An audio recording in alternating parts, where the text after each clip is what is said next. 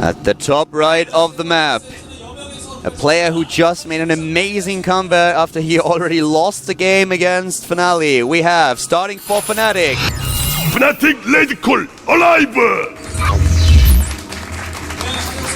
He clawed his way back into the game, saw an opportunity, took it, took Finale down, and was able to even the scores in the overall match. Yeah, definitely the most best hair dye since Losira as well. And his opponent at the bottom left in the blue. His idea is MVP Monster. This guy's he's also wearing a blue shirt, but underneath, so it's not the same as what Galaxy is doing. Greetings from Singapore, Fnatic Raid Call fighting. Now, the curious thing here is exactly what you said. What sort of build will we see from Monster? What sort of style is he going to show us? Ling, Baneling, late game, or mid to late game, heavy Lings over 100 Zerling style is becoming more popular again in Korea. It's kind of making a comeback a little bit, as is people are starting to figure out, okay, if I just make 8 mutas, then I can stop drops and go infestors at the same time. I'm also interested to see what Alive is going to do, because I mentioned that Alive doesn't really like this matchup. He does not feel comfortable in it. And his biggest problem about the TVZ is that he is always scared about the late game composition of Zerg players. So he tries to take them down early on. Not necessarily with one big rush, but he usually tries to go for a timing here. We have seen him with really macro-oriented games as well, but as mentioned, the late game is what he is not really comfortable with. He starts with a 14 CC here, and we've seen yesterday how some Zerg players actually try to counter this by going for a second hatch before pool, which is a really, really smart build. So let's see how Monster is going to react to what Alive does. Oh, he already sends out the second probe, doesn't he? Second drone, doesn't he? Yep. Yes, he does, and he will do exactly the same thing. Absolutely, he's already even said it. It's been made. There it is. Silhouette becomes reality. And Alive already taken double gases back at home. Will be going right into Reactor Hellions to pressure. Probably took his second gas very quickly because he saw the drone was in his main. Didn't want to get denied there.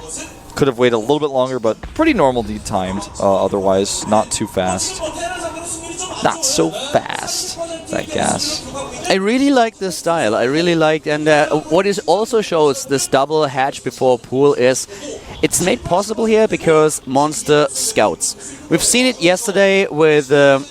Well, the difference yesterday was that sometimes, especially when we saw Symbol against Marine King, Symbol actually did it without even scouting, because he just knew Marine King's style against Zerg. He knew exactly that he would start with the command center first, but against I would call it a normal opponent, or against an opponent where you're not quite sure what kind of build he's going to use, you always have to send out the drone scout. If you do it, and if you actually sacrifice those minerals that you will lose, you will be aware of what's going to happen, and then you can react to it. So Monster, with this early scouting, a very, very important point in the build, is able to react to Fnatic's command center, to Fnatic Alive's command center first, and this is going to get really, really interesting. I love this style, actually. I really love it because the first minutes of the game are a little bit more like economy-oriented, focused, but later on we will have this huge clash between those two players. Yeah, you're right. This type of opening basically means no aggression for like at least 7.5 minutes, really. Yeah. You know, any real kind. You can move your Hellions out a little bit faster than that, but they're not going to accomplish too much. How many queens will Monster make is another important question. Will he go up to 6? No. This is not the map that people are doing it on. He has speed already. He got gas, so there's no way that he's going for a really speed-heavy build. I think he will get one for each hatchery, and then probably... Now he's already building the 4th, so yeah, one additional one to set creep terminals and to be able to use the injects for the macro hatch that he's kind of bound to build at some point. Yeah, you're right. He's definitely going to make that eventually, probably at his natural. The speed will finish here. He's been mining gas with just one drone during this time after he got 100, so that he can make that Baneling nest if he needs to. And Alive is going to be following this up pretty textbook, going into Banshees. We'll start a 3rd command center fairly soon, and he is just playing the style that everybody has been doing recently, especially Polt was one of the first people to do this literally every game in a tournament. He never once changed his build, not even a single time.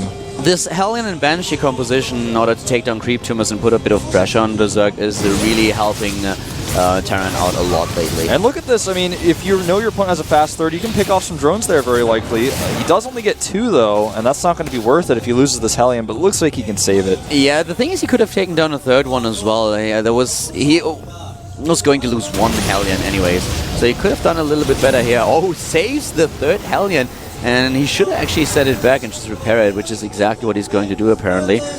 No, he doesn't send it back, but just pulls it back a little bit. He's making sure it's the one that's not going in first. But, yeah. You know, repair would have been nice. Spinecrawler going up at the 3rd base, very smart by Monster, not cutting any corners there. He's left some Hellions at home as well, just in case the Zerglings go around the side and go for a run by. Double eBay on the way, but his opponent has already started +1 Carapace. The second Evolution Chamber is on its way. So our Zerg players should actually get pretty ahead in upgrades if he actually makes sure to do those on time. Lair is on the way, and this game is transitioning normally. We even see the first Viking coming out to hunt Overlords. Banshee is already in the mineral line, trying to do some damage here. Keep in mind, he does not have Cloak. Gets a few kills, and then tries to get out of here, but wow, to get out. Oh, that was overcommitting. Alive actually did a lot of damage. He killed 6 workers in total. If he would have killed 5 and then backed off, he would still have been fine, but made this Banshee worth its money. So the problem is that with losing the Banshee, he can now not use it to take down creep tumors, to focus a little bit on the queens that are trying to spread creep, and there's not this threat to Monster's base. If there is a Banshee hovering somewhere in the vicinity of your main base, then you're always worried, okay, if I don't pay attention for like 10 seconds and the Banshee comes in, then I will lose additional drones. A little bit sloppy of a life here. He just got too greedy. He's repairing that Hellion, by the way, in his main base. And something to note as well about the Banshee is with it, when it's out, yeah, you're threatened about your drones, but also the watchtowers, you know? Do you try to take a watchtower, or is the Banshee just going to kill any unit you send there? So that's always something to be worried about. Spire is on the way, as well as Banelings. I really think we're going to see this fairly newer style where he just makes a few mutas, 14 at max, but usually around 8, and just use them to shut down drops as he secures his infestors in his 4th base. But we'll see. He may actually go muta heavy. On this map, it's very easy to get your mutas trapped at the top right, though. For example, if the Terran is at the top right base, if you get stuck in there, it's hard to maneuver. It's not the best map for mutas, as there's not a lot of space around the top of the top of the main base. So we'll see. He can try to go for it. He sees a very late 3rd, and as a result, I think he's probably going to tech pretty heavily. I'm interested to see when exactly Monster is going to use this transition into Hive, because currently we have him not with an Infestation Pit, but is completely focusing on the upgrades that he needs for the Zerg Baneling Mutalist composition. And we've seen a lot of Zerg players just trying to stick this out, to make sure that they have the better economy, and then throw wave after wave against their opponent. Especially a style where you have about 50 to 60 Banelings has become very, very popular, and you just try to crush your opponent. It's an amazing style if there are no siege tanks, and there are no siege tanks right now. Nope, so he's just making his 2nd factory as we speak. This would actually be really successful if he does it before the siege tanks are in position. He would probably be able to take the game, but he does not have the information that we do. And the scan here was actually quite nice. He killed a ton of tumors. Baneling speed is not done. It's 3/4 of the way done. He only has 2. He's going to have a total of 5 Banelings when this hits. Looks like he's actually going to turn around, however, or at least go to the 3rd base. 8 mutas exactly on the way right now. And it looks like Monster has actually taken control at the center, at least temporarily. He's forcing a stim. Nice persistence, though, by Alive, taking out some of these tumors. No cancels on any of those, in fact, so that's going to stifle him. He needs to send another queen out there. How many kills did that Viking get? He's actually at the top left. He's gotten a total of 2. He will get 3 and most likely 4. That's actually just really important. That is the one thing that we talked about in previous matches, and something a lot of Terran players still don't do. Nice, gets the best out of the bad situation, like it even supply blocks Monster. But yeah, these Vikings, this is something a lot of Terran players will actually skip, and then the situation occurs that we see at the bottom right now. A dropship passing right beneath an Overlord, and you're like... 3 Overlords see it. He's just going to send his units right in the main. He's a pro gamer. He does not miss anything. 3 Marines lost immediately. Doesn't react 100%, so he doesn't save. He doesn't kill it with the mutas. And nice by Alive. He actually prepares to save the drop with his Marines and potentially catch some mutas. That was pretty cool, but now he's a little bit vulnerable over here. Monster taking a 4th base at the north, which is going to be far away, and he'll likely probably take the center at the same time. Still no infestation pit just yet, and his Mutalisk count getting a little bit higher, all the way up to 13, but he still hasn't broken that 14 barrier, really, that there is. If you go over 14, usually you stick to that Ling Baneling composition for the longer time. 25 Banelings on the way, though. All right, there's... Okay, so he does have the pit now, pathogen glands. But still... Yeah, he's... I'm a little bit worried right now. That's no, I see. I know the feeling. This is developing in the style of game where Monster has this huge chance to take down Alive. He's trying to do a lot at the same time. He's going for this attack style at the same time. He's falling back. He's catching him. Great. He's catching him completely out of position. The siege tech's not even sieged up. He kills great his lift force. though. That was a sick lift. That was an amazing lift, but this was so well done by Monster as well. And he kept most of his Banelings alive. He didn't waste them. Yeah, what I was trying to go at is, he's trying to make this happen. He's trying to go for this huge attack with the amount of Banelings that I mentioned earlier, but at the same time, he's already following it up with the 4th base and the Hive Tech. So I like that he's prepared for these eventualities, but I don't like how he uses his Mutalisks. That was a little bit scary. The only reason he's using these views instead of his Zerglings, of course, is because if he uses the Lings, they'll just be taken out by tanks. This is a very tense situation for Alive. Yeah, and, Alive, if he holds this, though, and if he holds it well, he is going to be in great shape. It's so hard for the Zerg to, transition after if he holds it well. If he trades efficiently, though, Alive is stuck on 3 bases right now. He kind of transitioned already. Alive would have to get the perfect mix, and now we're going in! Oh, here we go! Look at the Banelings crushing into the siege checks. Actually, he has to roll them into the Marines, and he does! The Banelings keep on rolling Alive with the split. Is it gonna be enough, though? MVP Monster still has the back. He's trying to make it work. He's going into the mineral line of his opponent, taking down SCVs, but not enough of them. Not enough, indeed. That was that attack. It looked like it was going to be really, really effective, but it was not as effective as it needed to be. Now his 4th base under attack, and this is what I'm talking about. Yeah, you're right. He already made the transition. He got the Hive. He has the pathogen glands, but now he's got to produce those important units. He's going to lose this hatchery. This drop is brilliant. This is the best thing that Fnatic Alive did in the entire game. Sending this drop over at this time, that definitely needs some balls as well. He was facing a huge attack. He sends the Marines to the top left, and even though he doesn't get the hatchery, he took down a fair amount of workers. And he's not done yet, man. He's continuing the attack. He's attacking 2 sides. Yeah, he saved the hatch, but now he's going to deal with this force over here while some of his units are out of position. Nice map awareness by Alive. He takes his 20 supply lead. He still does need a 4th base, though. And the thing that a Monster should have done, in my opinion, is delay his 3-3 upgrades a little bit and just start a few Infestors before he goes for them. If he just has like 3 Infestors, that's only delaying his upgrades for another like 10 seconds, and at the same time he will be able to defend against this force much better. Yeah. But he really needs some Infestors here, and he knows that he's trying to make it happen. He's going for continuous plating as well. But again, the run by Alive, there are no Spine Crawlers up here, and this just shows how important it is in the late game for Zerg to set up a few Spine Crawlers and Spore Crawlers to defend all these bases, because you're just spread out so thinly that you need something to hold off your opponent's run-bys to the point where you can go in with Zerglings and clear everything up. Absolutely. Right now, Alive has taken his 4th. He's ahead with his 3-3, but as you mentioned, the 3-3 came out pretty fast for Monster. He has 2 Infestors and 2 Infestors only. That's not going to be enough against this many siege tanks. He's got 2 tanks at a time coming out right now. Needs a few more, and this first battle could go critically in his favor because he's going to have a lot of Ultras, but without Fungals, the Marine splits, and with the tank support, it's going to be tough. He has to wait for 3-3. If he doesn't do that, I mean, this battle is going to be one of the most one-sided ones I've ever seen. 3-3 done for Alive just now for his opponent tower as well. being repaired. That was a nice attempt to snipe, but a good defense as well. This is a great sensor tower, by the way, especially because the rocks are not killed yet, so it's kind of only threatened by Mutalisks, which I really like. Once again, this drop to the top. One spine is not enough. Well, but at least he's getting 1 spine. That will give him some time. Yeah, that at least gives him a few seconds to realize what's happening and send his units over. It's not a lot, but it's better than nothing. Wow, I love this split push by Alive. He's going to try to get the hatchery, but at the same time is clearing up creep on the right side. The army of Monster is not in 2 places at once. No. It needs to be if he wants to defend his tumors. He's losing so many of them right now. This is one of the problems that you always have if you're facing a Terran player who has a good multitasking. You need to know the main base. The pole is down, the Spire dies. No Greater Spire as a result. He's going to have to make a Spire and then a Greater Spire if he wants to switch later. It looks like he has no intention right now, but that's very frustrating. Well, it's not about the intention. He doesn't have the gas.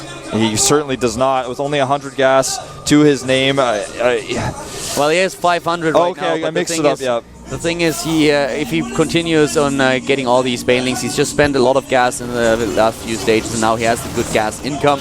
But still, if he wants to make the full transition, he's already a little bit later with the Spire dying for now. Alive will be safe. This is exactly the composition that he does not want to face. He doesn't want to face Brood Lords. No, he does not. These banelings rolling in. How cost efficient will they be with nice siege tank targeting here? This is really scary for Monster because he has committed a lot. He does get the planetary, and the Marines can no longer split. Some Fungals go down, but Alive will keep the majority of his army. Monster, though, he's killed the base, and he's still got a supply lead. Actually, I don't even think he should be pushing it through with these ultras to probably save them and take them home. Yeah, he should fall back right now because there's no way in between the buildings. There's no way he can make this happen. We have a drop at the Baneling Nest. It's going to die, ladies and gentlemen. There we go. The Baneling Nest is done. And another drop at the top left. He is using his great multitasking here, and it may be too much for Monster. He's targeting down the hatch. This time he's got +3 on his weapons. The Baneling Nest has fallen. He's losing drones, and he may lose his natural as well. The top base falls, and the natural, will he save it? Alive is down in supply. Alive is down in supply, but it doesn't matter. He's everywhere. He's like those guerrilla warriors that are everywhere at once. They just jump out of the wall of a bush and start attacking you, poking you, and then they retreat as soon as your army shows up. Very well done by Alive so far. And it is starting to work. It is really starting to work. Monster started with a very nice early game. He had this huge push faced out, but the one thing that is really great about Alive is how he sets up his defensive position. He always has his siege tanks spread out very, very well. This was one of the problems that Marine King had yesterday against Symbol, that he always clustered them up. Alive is not doing that at all. He's always making sure that he gets the best out of the siege tanks. You're right. Also, something to note that we didn't talk about at all was the bank for Alive was at 3,000 minerals when he lost that base. So yeah, even though he didn't have that orbital for so long, he had the money to remax. Now he's continuing to do these drops, which are really cost efficient if you have that many minerals. This Ultralist may even get taken out. It absolutely will. And that is goodbye, Ultralist. The base of the top may fall as well, but this is a huge attack. He's targeting the Banelings really, really well, and this is not good for Monster, losing every Baneling without hardly taking anything out. Now the Ultralist will fall. No Infestor support here. This is looking great for Alive, who actually will kill that hatchery at the north 100%. It is falling. It is being targeted as we speak. The last the Ultralist fall. The hatchery falls. The only base he has left is the center one, and he is out of money. He definitely is, and Fnatic Alive took the supply lead. He is moving in right now. The Ultralist count is at 7. There is one Infestor, not going to be enough. Fnatic Alive still has the income. He's moving in right now, taking another base, trying to make this happen, trying to snipe this hatch as well. And indeed, he's not quite able to do it because the Ultralist got there. But he can pick up everything with this many medevacs. Oh, he gets bungled though. This is the reason why if he had a few more Infestors, he could have killed everything. Takes the siege tanks apart. Oh, Monster, nice, well done. Yeah, taking a bad situation, making it an okay one, but he's going to lose another hatchery over here to the left. He can't be everywhere at once, but Alive can. He will take out this hatchery and pick up immediately. The funny thing is, look at Monster's picture at the bottom right. He actually looks bored playing this. On the other hand, you have Alive, who looks really tense and excited about things. But Monster is like, I think he's starting to yawn any second. I think, you know, with the expression I see from Monster, I see almost that he feels that the game is over. He's not sure how he can deal with Alive. Not yet. He still has income, but this might be the last blow. Well, yeah, he might not have it anymore. Alive takes out this base. He's pulling back to the siege tanks. One fungal goes off, but that is not going to be enough. The Infestors leading the charge. They're taken out before they can fungal, and these Ultralists are not in a good spot, Kaldor. No, they're not. He can lift his Marines, and he indeed does not, as he realizes that the DPS is enough to take the Ultralists where they are. You give Alive some Marauders, Marines, and some medevacs, and there's nothing he can't do. Monster was really fighting a very strong battle here. He had a couple of engagements where I thought he could trade better, but it was the drop play of Alive, the multitasking of the Terran player for Team Fnatic that made this happen, that made him win the game. He was everywhere at once, dropping in the main base, taking down his opponent's expansions, and then suddenly at some point MVP Monster had to face the fact that he did not have any income anymore. Absolutely so.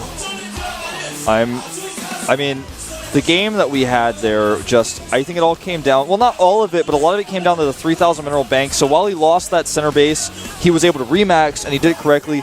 We saw this yesterday, too. Some of these Zerg players, they're making 2-3 infestors max. I really feel like you need at least like 5 or 6 to really get the fungals that you have. You need them to succeed. If you're going to go ultras without infestors, we saw every single time the ultras bunch up, they're blocking each other. That's why the ultras charge is likely going to be introduced in Heart of the Swarm. It's hard to use them without fungal support. The big problem that you actually have when you start to attack with this mid-game composition with Banelings and Zerglings and Mutalisks, you try to charge in, the Terran player will retreat behind the siege tanks. He tries to focus to manually focus down the Banelings. The rest of the Banelings, a lot of them will actually crush into the siege tanks. The siege tanks will be gone, but the big DPS is still intact as the Marines retreat. If you have a decent split, you split your Marines, all the Banelings are gone, and if you still have a huge bio army as soon as the fight's over, if the Zerg didn't really trade all that efficient and does not have infestors, then the Terran player can just move in and can take down a base or two, and that's the big problem that you have. You don't have the time to really build infestors up to the point where the Terran player attacks. You don't have the time to morph the Banelings, and you don't have a lot of defense. So at this point, you have either you need infestors so you can slow things down, use the fungal, or you already have to have the second part of your army or the second wave in position so that as soon as the Terran player attacks, you can actually kill them. And there's been a general lack of spines at external bases. Without Muta support, you have to worry about run-bys and drops. That was really a bit weird. We see so many Zerg players focus on it a lot more, and I was a little bit weirded out to see that Monster did not do that at all. Well, not at all. He had like one spine crawler. Yeah, he had the one. He had the idea there, but he didn't commit enough to it to stop the drops. It's just you lose so many drones and you lose so many minerals just because you have to send units over, you have to pull your drones back, you will lose a hatch. So it's really worth to just build 2 spine crawlers, a spore crawler at most of your bases. All the bases that are vulnerable to it. And he lost the base at the top so many times. He lost his Spire. Spawning pool, Spire, Baneling Nest, everything. Well, we're going to find out what is the next choice for MVP. It looks like it is in fact going to be Sniper coming out early here. Did not do extremely well in his Code S group, but otherwise, you know, in the Team League and in Code A, whenever he's like one of those guys who just does so well in Code A, but once he gets into Code S, he struggles. Like Curious, for example. There are a lot of Zergs like this. He can take alive, and I'm kind of curious about this choice by Coach Choi. If he's chosen him here, there must be a reason. And he must be doing really well against Terrans specifically. For me, the thing is, I personally, it's like just my personal opinion, I feel that Monster is the better Zerg out of 2 of them. Yes, I would agree. Sniper is really good. He's a really, really good player. But I personally think that Monster has a bit more potential and is a little bit better than Sniper. It's only by a small margin, but that's my take on it. So, kind of feeding alive another Zerg is something that I think is a little bit weird, because you have to remember, if Sniper dies, there's only another Zerg. Yeah. But well, guys, we are going to have another 5-minute break, then we are back with a match between Sniper and Alive. Will Fnatic be able to get a 3rd win here or not? We'll find out after the break. See you soon. This is the GSTL.